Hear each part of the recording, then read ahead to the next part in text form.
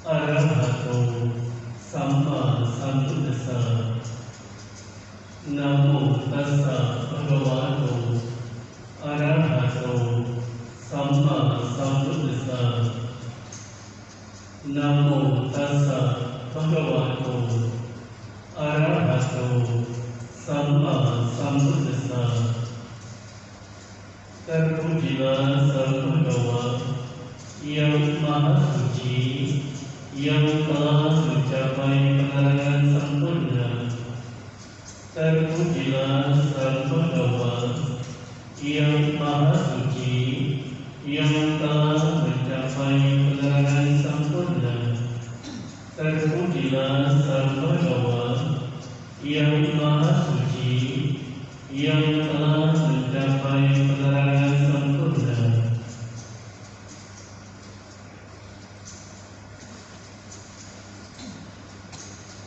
Na antalihi na samudamaji na pamatanam viwaram pavisa na wijati so jagati pahi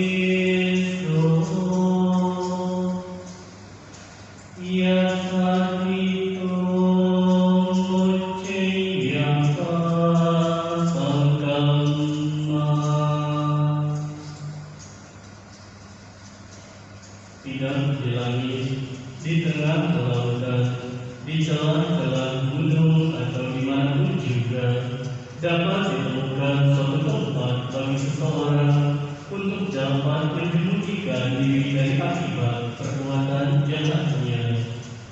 Salju, salju, salju. Semuanya selamat malam.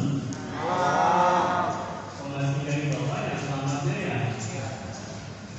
Kalau yang selamat malam, jawabnya selamat malam. Selamatnya harus diingat ya, supaya kita semuanya selamat dalam menjalani kehidupan. Mau selamat atau tidak?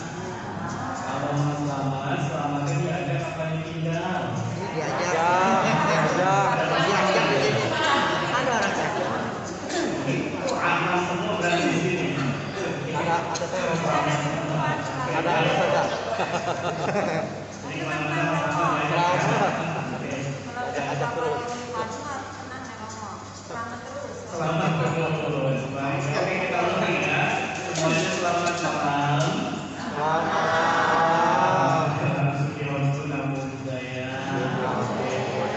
Jadi ingat kalau ditanya selamat malam, ingat selamatnya diingat. Jangan bukan berarti pas selamat ya. Sesuatu diajak aja, nggak apa-apa juga ini ya. Oke, hari ini terus terang saya merasa gembira, bahagia bisa hadir kembali di tengah-tengah Bapak Ibu rekan-rekan sedama semuanya. Saya senang, kira-kira Bapak Ibunya senang juga apa tidak?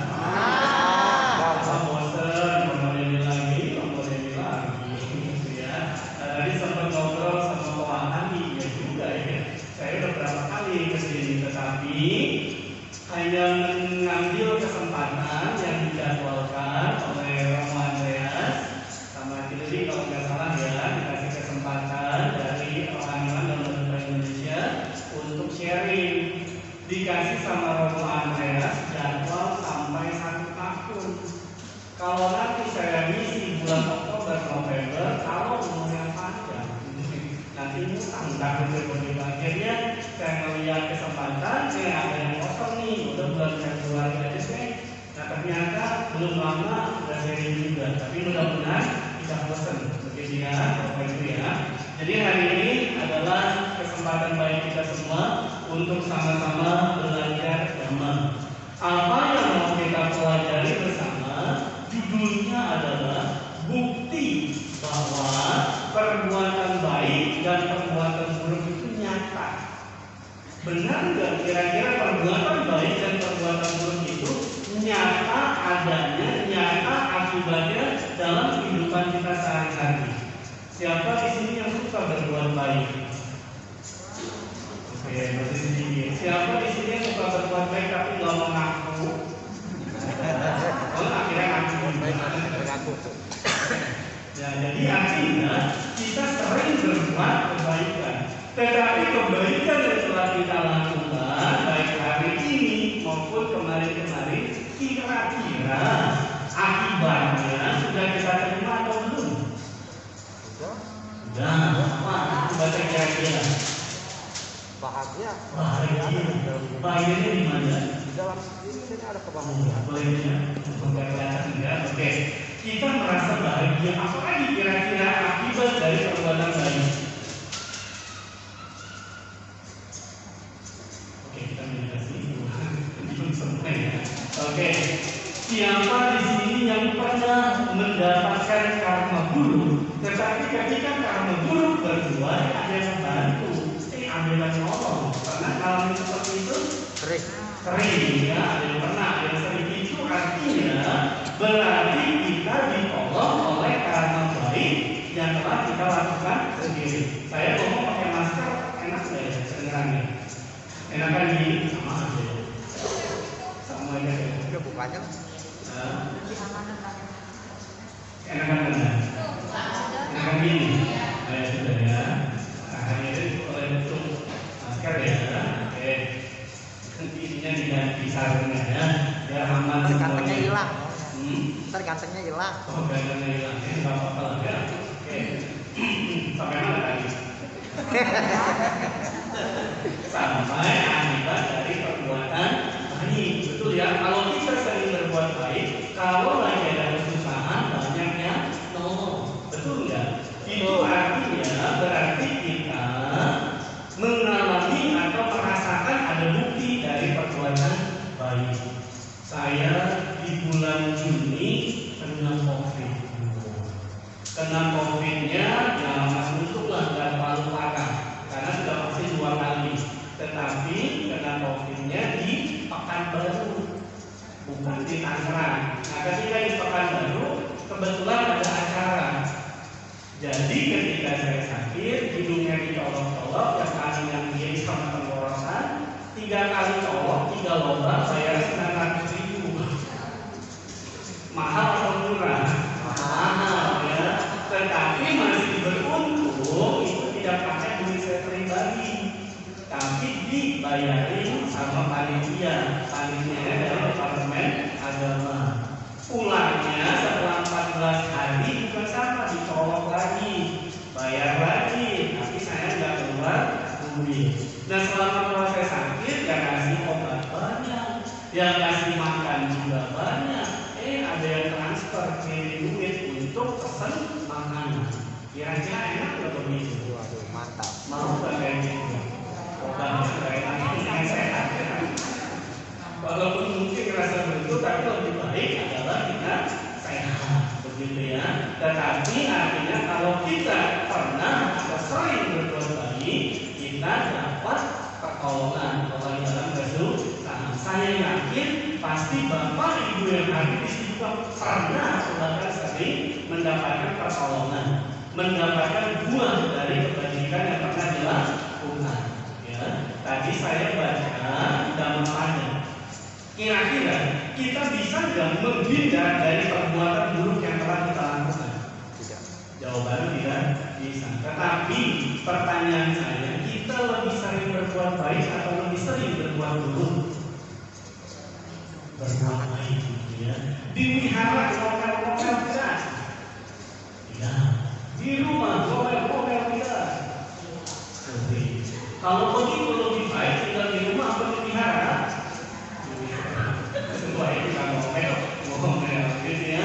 Kalau di wihara bohong tidak? Tidak. Kalau di rumah bohong tidak?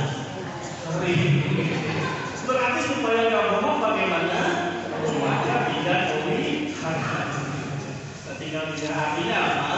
Kalau kita tinggal di wihara, atau kan kalau kita suka baca drama wihara, betul tidak? Drama wihara adanya di mana sih? Kalau kita punya hati drama wihara, ada mental karena kita UPK keburukan bisa nggak kita lakukan? Artinya di dalam diri kita punya wihara, yaitu punya cinta kasih, kasih sayang, hati seimbang dan bijaksana. Tetapi tadi ketika saya baca saya Dhammapada, yaitu kisah Dhammapada tiga kelompok biku, Syahir nomor 127. Ya, bisa nggak kita menghindari akibat dari perbuatan buruk? Jawabannya tidak bisa. Ada tiga kelompok biku, Bapak Ibu. Kelompok pertama di zaman Buddha mau melakukan perjalanan untuk bertemu dengan Sang Buddha. Kelompok biku pertama saat melakukan perjalanan singgah di sebuah wihara. Saat singgah di sebuah wihara banyak pendanan makanan, ada yang masak, ada yang menyiapkan dan seterusnya. Satu ketika terjadi kebakaran, ya, terjadi kebakaran. Saat terjadi kebakaran ada seekor burung gagak melewat di kobaran api dari rumah yang kebakaran. Lalu burung gagak tersebut mati terbakar karena kena jilatan dari rumah orang yang terbakar. Wah, orang itu kaget nih. Kenapa bisa ada burung gagak bisa meninggal dengan cara demikian? Oke, kelompok biku pertama. Kemudian ada kelompok biku kedua melakukan perjalanan juga mau bertemu dengan Sang Buddha, tetapi menggunakan sebuah kapal air. Dan tetapi ketika menggunakan kapal air, kapalnya ini nggak bisa jalan dan merasa ada kesialan.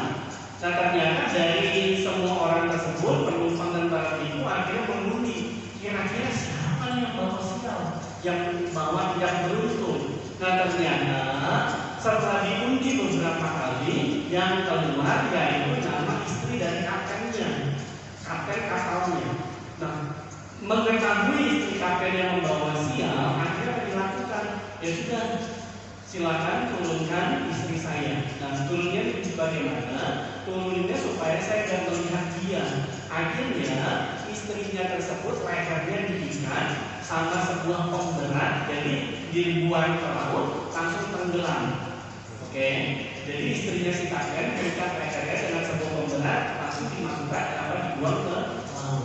Nah, kelompok biku kedua melihat keadaan demikian. Wah, nanti kalau kita ketemu dengan Sang Buddha, kita mau tanya dulu, kenapa kira-kira ada seorang wanita meninggalnya sampai ditenggelamkan di lautan? Begitu ya.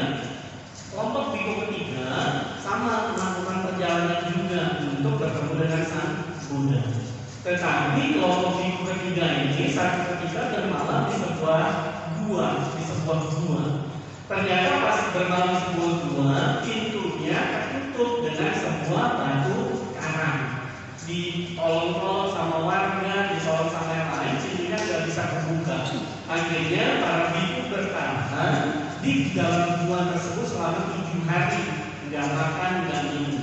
Kemudian setelah 7 hari, pintu yang tertutup sebuah dalam karang tersebut akhirnya terbuka. Wih, kenapa bisa begini? Apa yang terjadi? Akhirnya mereka berniat untuk bertanya kepada Sang Buddha, kenapa para biku kelompok ketiga ini bisa terkurung di dalam sebuah gua selama 7 hari, nggak dapat makan, nggak dapat minum, begitu ya. Akhirnya sudah mereka semua melakukan perjalanan, akhirnya bertemu dengan Sang Buddha. Setelah diceritakan, akhirnya Sang Buddha memberitahu kenapa kira-kira kelompok biku pertama melihat ada burung gagak meninggal atau matinya terkena jilatan kobaran rumah yang terbakar. Sang Buddha memberitahu dulu di banyak kehidupan yang lampau, ia ini pernah terlahir sebagai seorang petani. Nah, seorang petani dia membajak sawah, punya lembu atau punya sapi. Lembu atau sapinya ini pemalas, kerja jam makan, habis makan tidur, disuruh membajak sawah buat malam. Lalu apa yang dilakukan oleh si petani tersebut? Si lembunya, lehernya, badannya diikatkan jerami. Setelah diikat jerami, apa yang dilakukan? Dibakar. Jadi lembunya mati terbakar atas perbuatan dari si petani. Lalu setelah meninggal, si petani meninggalkan dalam neraka. Setelah itu di kehidupan yang ke-7 dikatakan di kehidupan yang ke-7 terlahir sebagai seorang burung gagak dan meninggalnya terbakar oleh jilatan rumah yang terbakar tersebut. Jadi 7 kehidupan berikutnya masih bisa menikmati karma buruk yang telah dilakukan.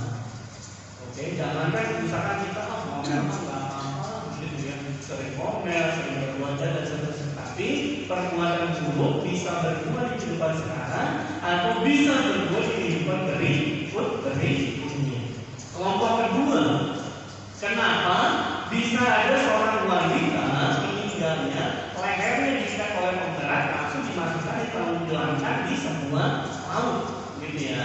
Ternyata dulunya dia seorang wanita punya anjing kemana-mana jalan sama anjingnya, gitu ya. Nah suatu ketika saat si wanita ini jalan sama anjingnya ngelewatin sekelompok pemuda lagi duduk lagi santai, lalu diejek sama kelompok pemuda tersebut. Karena diejek si wanitanya malu. Nah karena malu akhirnya si anjingnya itu lehernya diikat oleh sebuah pot diisi air dan ditenggelamkan ke laut juga. Nah karena akibat perbuatan buruk tersebut si wanita setelah meninggal terlahir dalam neraka. Di kehidupan yang ke-100, di dalam hal itu dikatakan di kehidupan ke-100, ia meninggal jadi wanita yang membawa sial dan ditenggelamkan ke laut.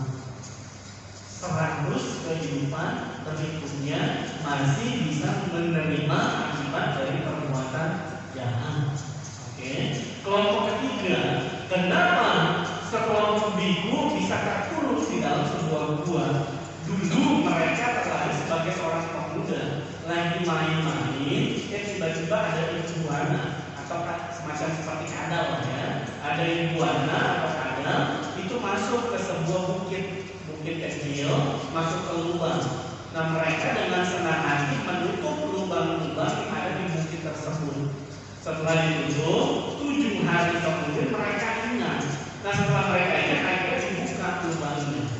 Karena keburukan tersebut, maka di kehidupan ke-14 di dalam pada 1:7 dikatakan di kehidupan ke-14 walaupun mereka terlahir sebagai seorang biku, maka saat itu mereka menerima akibatnya terkurung di dalam sebuah gua selama 7 hari, nggak dapat makan, nggak dapat minum. Jadi karma buruk berakibat apa tidak? Ini kan karma buruk, karma baik berakibat apa tidak? Berakibat juga, gitu ya. Tetapi kalau kita sudah pernah berbuat buruk, ya sudah kita lupakan dan jangan sampai melakukan perbuatan buruk berikutnya. Tapi kalau kita sudah sering berbuat baik, alangkah lebih baik kebaikan tersebut dipertahankan atau bahkan dikembangkan. Ya, Bapak Ibu hadirin, ketika kita belajar agama ada 4 tahapan. Ya, tadi kita sudah mendengar sebuah cerita belajar agama ada 4 tahap. Siapa yang tahu 4 tahapnya apa saja? Yang bisa jawab apakah dia berupa masker? Oh, Bapak buka saja ya. Masker yang baru Oke. Ada 4 tahap ketika kita belajar agama. Yang pertama dipelihara boleh tepuk tangan tidak ya? Boleh. Oh, boleh ya. Oke. Yang pertama belajar agama adalah harus siap tangannya dikepal, ditarik ke dalam seperti orang yes, gitu ya. Yang pertama ketika kita belajar agama harus siap apa? Kalau kita pernah belajar kisah di dalam agama pada saat ada satu kisah ketika seorang petani mau mendengarkan khotbah dari sang Buddha.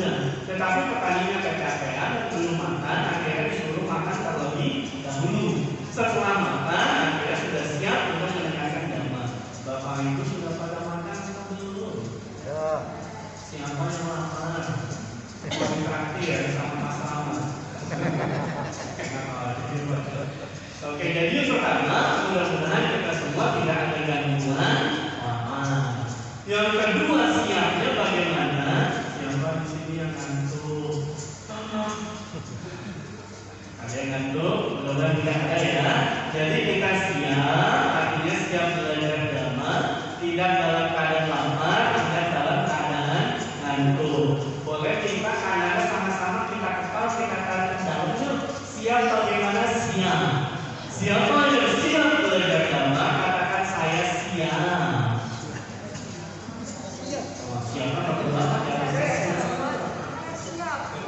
siapa yang dikasih oleh saya siap gitu ya.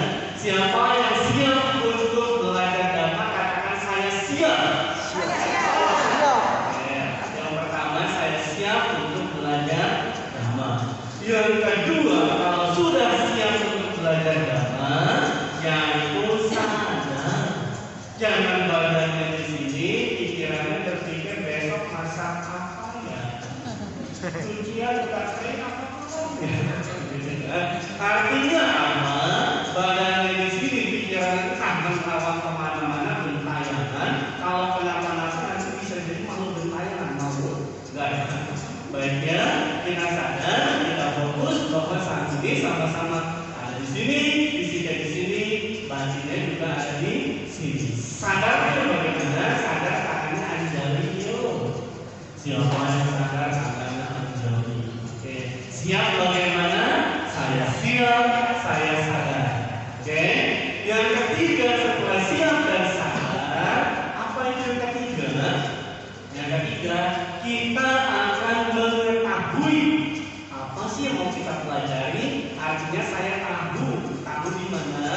Tahu di pasar, bukan ya? Itu tahu makanan. Tahu, mengetahui ada di yang kita pegang sama-sama yuk kepalanya. Ada yang pusing? Ada ya. Oke, saya tahu. Tahunya di mana? Nah, di sini. Siap, sadar, tahu. Oke. Yang keempat apa? Kalau kita sudah tahu dhamma ajaran Sang Buddha mau kita apain? Kita praktikkan dalam kehidupan sehari-hari atau kita lakukan. Nah, tangannya ayun-ayun. Mau ada nih? Yang keempat apa? Sadar, siap, sadar, tahu, melakukan. Oke, siap ya? Apa ini? Siap. Siap. Apa ini? Sadar. Apa ini? Tahu. Apa ini? Sadar. Melakukan. Oke. Kalau pakai gerakan mau nggak? Mau. Oh ya. Tapi pakai kata saya, sayanya tidak ada. Saya siap. Saya sadar. Saya tahu. Saya melakukan. Bisa? Bisa tidak? Bisa. Kita testing ya, kita testing. Saya siap sadar. Harus pakai cukup saya sekali saja. Saya siap sadar tahu melakukan. Bisa? Bisa ya? Oke. Ulang ya. Satu, dua. Ini ibu-ibu udah ngapain ya? Ya semangat ya. Dan kita melakukan semuanya. Siap ya? Satu, dua, mulai. Saya siap sadar tahu melakukan. Kita dinaikkan ya. Saya siap sadar tahu melakukan. Saya siap sadar tahu melakukan. Ya sudah, ayo sama-sama kita dinaikkan. Satu, dua, mulai. Saya siap sadar tahu melakukan. Saya siap, saya sadar, saya tahu melakukan.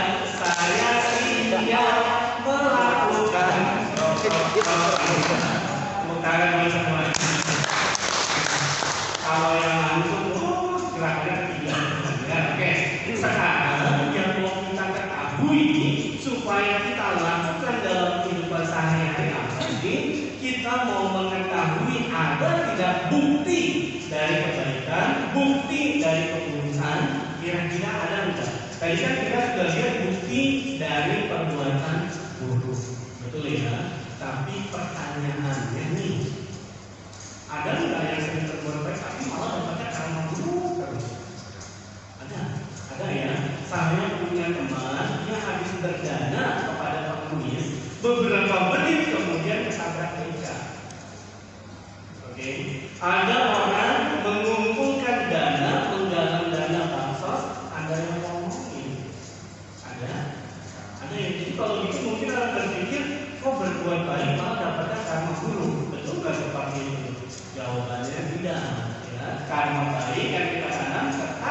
berbuah kebahagiaan. Perbuatan buruk yang kita lakukan tetap menghasilkan penderitaan. Tetapi kalau kita belajar agama, ada suta namanya adalah Payasi Suta. Ada seorang pangeran juga dengan nama Payasi. Dia tidak percaya akibat dari perbuatan baik. Dia tidak percaya akibat dari perbuatan buruk. Seingat saya sudah pernah cerita, betul tidak? Pernah cerita di sini tentang kisah Payasi Suta? Belum ya? Oke, baik. Jadi ada seorang pangeran di dalam suta namanya Payasi Suta. Seorang pangeran muda ini dia tidak percaya tentang pasal. Apa itu? Dia tidak percaya akibat dari perbuatan buruk. Dia tidak percaya akibat dari perbuatan baik. Dia juga tidak percaya ada makhluk halus selain manusia. Dia tidak percaya ada makhluk yang kalau meninggal lahir kembali secara spontan. Lihat ya, ada 4 hal yang dia tidak percaya. Pokoknya dia punya pandangan yang sama. Nggak ada yang namanya akibat dari perbuatan buruk. Nggak ada yang namanya akibat dari perbuatan baik. Nggak ada yang namanya makhluk halus. Nggak ada. Nggak ada yang namanya makhluk yang lahir secara langsung atau secara spontan. Kemudian ada seorang biku bernama Bante Kasapa. Bante Kasapa mendengar, lalu Raja Muda Payasi bertemu dengan Bante Kasapa, akhirnya berdiskusi.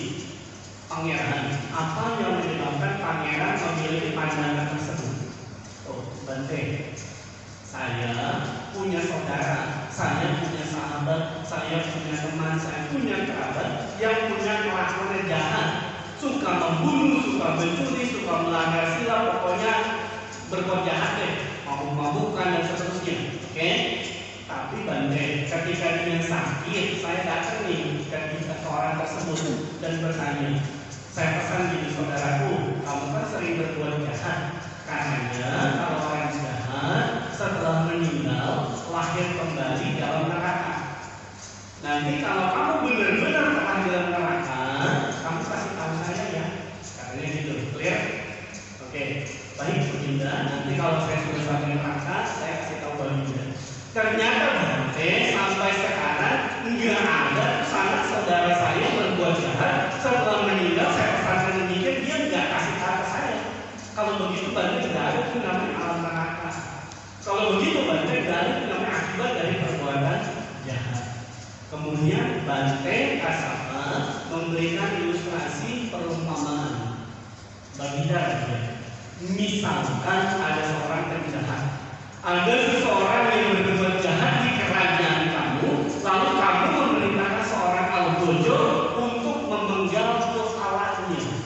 Pada hari yang ditentukan, ketika algojo memenggal kepala si penjahat tersebut, si penjahat bilang seperti ini kepada algojo. Algojo, kepala saya jadi penggal dulu ya. Saya mau kasih tahu kepada sanak saudara saya. Kira-kira sama algojo dikasih izin ya? Enggak. Sama algojonya saja enggak dikasih izin. Apalagi sama penguasa alam neraka. Saudara kamu enggak mungkin dikasih keluar untuk memberitahu kamu bahwa alam neraka itu ada. Lihat sampai di sini perumpamannya. Akhirnya Bante Raja Muda Payasi berpendapat yang kedua. Oke Bante, tadi kan yang jahat. Saya punya saudara ini yang kedua, yang baik-baik Bante. Katanya kalau orang baik setelah meninggal pasti dalam surga. Dan suatu ketika ada saudara saya sakit, sebelum dia meninggal saya pesan, kalau nanti kamu meninggal terlahir dalam surga, kalau benar-benar kamu lahir dalam surga, kamu kasih tahu saya ya. Baginda, saya benar nih sudah lahir dalam surga. Tetapi Bante, sampai saat ini, sampai detik ini, enggak ada tuh salah saudara saya kasih tahu saya bahwa mereka semua pada dalam surga. Kalau begitu dalam surga enggak ada Bante. Betul enggak kira-kira demikian? Enggak, ya. Akhirnya Bante Kasapa memberitahu dengan perumpamaan. Perumpamaannya apa? Baginda Raja, misalkan ada seseorang dia jatuh ke jamban, jatuh ke dalam jamban. Jamban tahu ya, tempat orang buang kotoran dan di bawahnya banyak kotoran.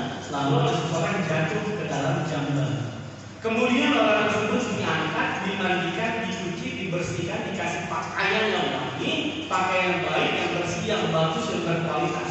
Kira-kira orang tersebut mau nggak jatuh ke jamban itu lagi? Jawabannya tidak mau. Begitu pula baginda, anak saudara baginda yang sudah terlahir dalam surga, enggak mau jatuh ke dalam jamban. Kenapa? Karena alam manusia bagi beberapa dewa itu baunya sangat busuk. Enggak mau para dewa ke alam manusia karena perilakunya yang buruk. Kalau perilaku yang baik, maka para dewa turun mau datang mendekat. Begitu ya. Jadi yang kedua, kenapa enggak mau turun? Karena alam dewa itu bersih, alam manusia dibiasakan seperti bau. Dan juga kalau alam dewa tingkat pertama 1 hari 1 malam, di alam manusia sudah 50 tahun berlalu. Kalau ada sanak saudara terlahir, sanak saudara dari raja terlahir dalam dewa tingkat pertama, yaitu alam dewa Cawatingsa, lahir dalam sana, kebesokannya kasih tahu baginda, maka sudah dunia. Nah, jadi kenapa nggak ada yang kasih tahu? Oh, oke Bante. Nah, pertanyaan saya Bante sekarang, siapa yang kasih tahu Bante ada alam dewa yang umurnya begitu panjang? 1 hari 1 malam di alam dewa tingkat pertama, 50 tahun telah berlalu dalam manusia. Siapa kasih tahu Bante? Maaf Bante, saya nggak percaya. Kata Raja Buddha Payasi, oke? Raja Buddha Payasi nggak percaya. Kemudian Bantenya dengan sabar, dengan bijak memberikan perumpamaan. Baginda, misalkan ada seorang bayi dari lahir dia sudah buta, tidak bisa melihat dengan mata dagingnya. Apakah ada matahari, apakah ada bulan, ada rumput, ada benda-benda dan seterusnya. Tetapi bagi orang yang punya mata bisa melihat matahari, bulan, bintang dan selisihnya, ada atau tidak Baginda? Jawabannya ada. Begitulah Anda Raja Buddha Payasi seperti seorang yang sejak lahir matanya buta, tidak bisa melihat makhluk halus selain manusia, alam dewa ataupun alam peta atau alam neraka. Tetapi kalau orang yang bisa melihat, mengetahui adalah manusia, alam dewa, alam lain sebagainya. Oke, nah, jadi dia sudah punya pandangan salah. Nggak ada yang namanya akibat perbuatan baik, nggak ada yang namanya akibat perbuatan jahat, nggak ada yang namanya alam makhluk halus. Begitu ya, Bante. Saya punya pertanyaan lagi Bante. Kata Raja Buddha Payasi. Bante kan sering berbuat baik, begitu ya. Katanya Bante, kalau orang sering berbuat baik setelah meninggal, terlahir kembali dalam surga. Kenapa Bante sebelum meninggal aja Bante? Jatuh dari curang kayak, minum racun kayak, bunuh diri kayak gitu ya. Apa jangan-jangan Bante masih ragu nih sama perbuatan baiknya gitu ya. Ini pandangan salah ya. Jangan sampai ditiru. Oke ya. Nah, kemudian Bante Kasapa dengan arif, dengan bijaksana memberikan ilustrasi lagi. Ilustrasi apa? Seorang suami istri punya anak yang umur sudah 12 tahun, umur beberapa belas tahun. Kemudian si suaminya menikah lagi dengan istri kedua.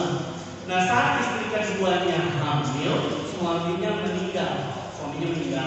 Istri keduanya hamil, gitu ya. Anak dari istri pertamanya mau memperebutkan harta dari suaminya. Anak saya mau minta harta nih, ya. Tetapi istri mudanya bilang tunggu akhiran dari anak saya dulu. Kalau anak saya ini laki-laki, maka hartanya dibagi 2. Tapi kalau perlu saya ini wanita, hartanya buat kami semua. Tetapi anak dari istri pertama ini merengek-rengek untuk minta hartanya. Akhirnya istrinya nggak sabaran, dia ke dapur, dia mengambil 9 pisau, perutnya dibelek. Setelah perutnya dibelek, apa yang terjadi? Ibunya atau dia sendiri meninggal dan bayinya juga meninggal. Artinya apa?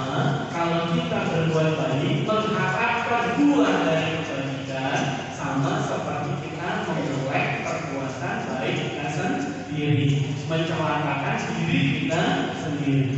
Tetapi Bapak Ibu, kira-kira akibat kebaikan, akibat keburukan ada apa enggak sebenarnya?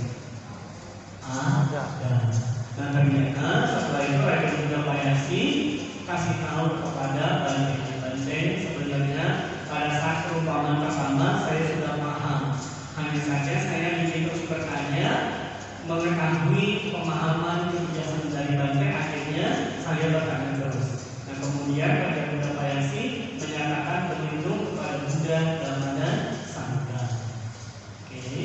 Nah sekarang kira-kira kalau kita setelah mengetahui kisah tadi, yakin nggak ada akibat dari perbuatan baik? Yakin nggak ada akibat dari perbuatan buruk? Yakin tidak?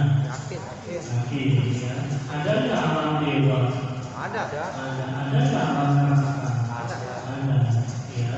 Hanya saja kita belum bisa melihat. Kenapa bisa jadi mata kita saat ini seperti bayi yang buta belum bisa melihat?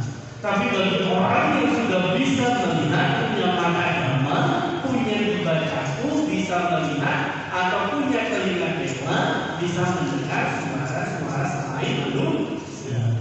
Betul ya? Dan yang terakhir ada satu kisah, namanya kisah tentang Putri Sumana, tentang akibat dari perbuatan baik, bahwa ketika seseorang berbuat baik, setelah meninggal dia lebih masyhur, lebih unggul 5 hal dibandingkan orang lain. 5 hal itu apa? Umurnya lebih panjang kalau sudah sering berbuat baik. Selain umurnya lebih panjang, dia juga lebih cantik, lebih tampan. Siapa di sini yang merasa lebih cantik, lebih tampan? Ada yang mengaku? Jangan-jangan berarti kalau saya begini berarti dulunya jarang berbuat baik ya. Bisa jadi mungkin ya. Nah karena dikatakan bahwa orang yang punya kemurahan hati atau jaga, dia unggul dalam 5 hal.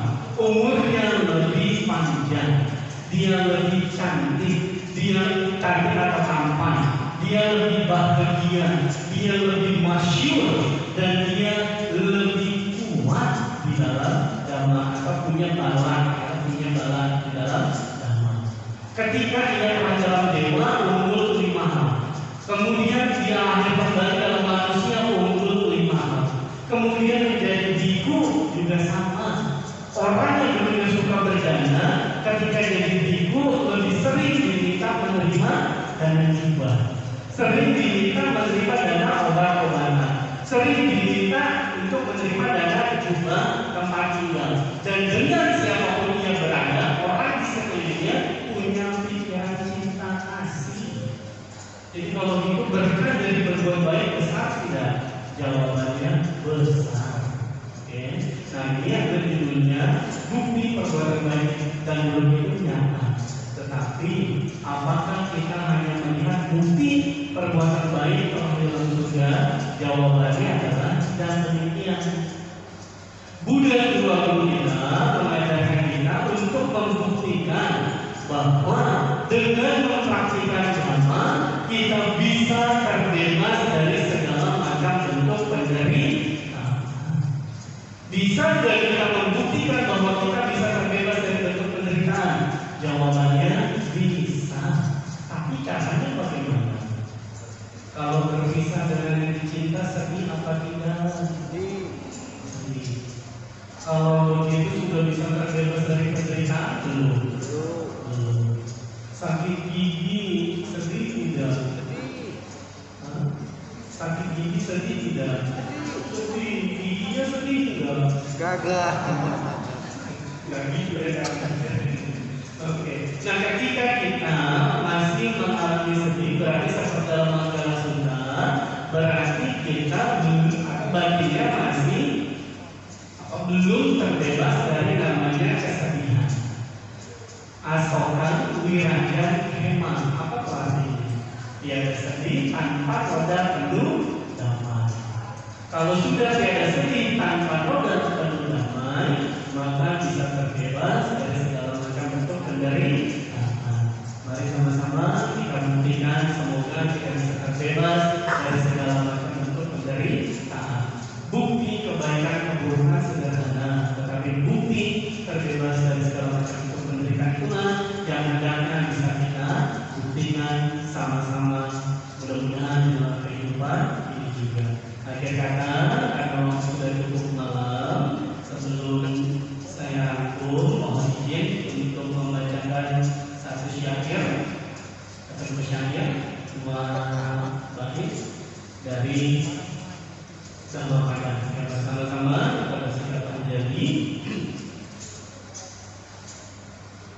akan meninggalkan pembacaan dalam pada syair 116 dan syair 122. Abdi hari hakamiani papacitan niwadai dan haji haroto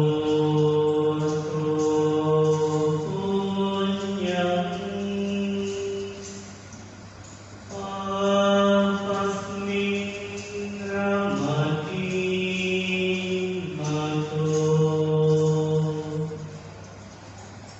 berhendaklah berbuat kebajikan dan kendalikanlah pikiranmu dari kejahatan.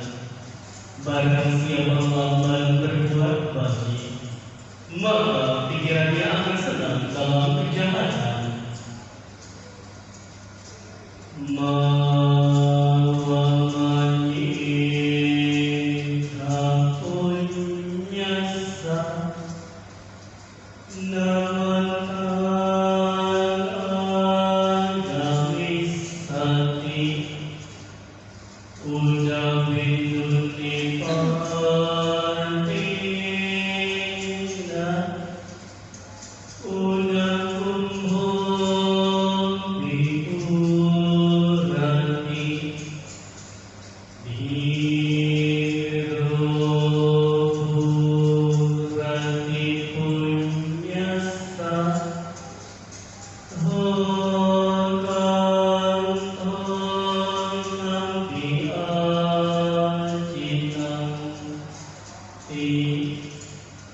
Janganlah meremehkan kebajikan walaupun kecil dengan berkata, perbuatan wajib tidak akan membawa akibat. Bagaikan semua tempayan akan terisi penuh oleh air yang dijatuhkan setetes demi setetes.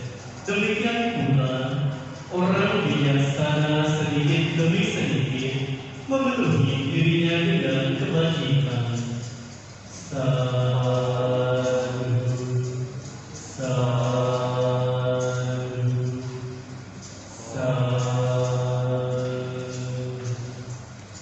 Sebelum kita tutup, kita pakai ingatan lagi boleh? Boleh. Oke, gimana tadi lagunya? Saya siap, saya tahu melakukan. Siap ya? Oke, 1, 2, mulai. Saya siap, saya tahu melakukan. Saya siap, saya sadar, saya tahu melakukan. Saya siap melakukan apa? Melakukan kebaikan sama-sama untuk membuktikan mudah-mudahan kita semua bisa terbebas dari segala macam bentuk penderitaan. Pada salah atas, mohon maaf, semoga diskusi yang pada malam ini hari ini bermanfaat untuk kita semua. Sabi sabar, semoga semua menghibur bahagia. Sabi sabar, semoga semua terbebas dari penderitaan. Sabar. Ada yang jawab? Kalau boleh langsung pulang. Ini pertanyaan, Bapak.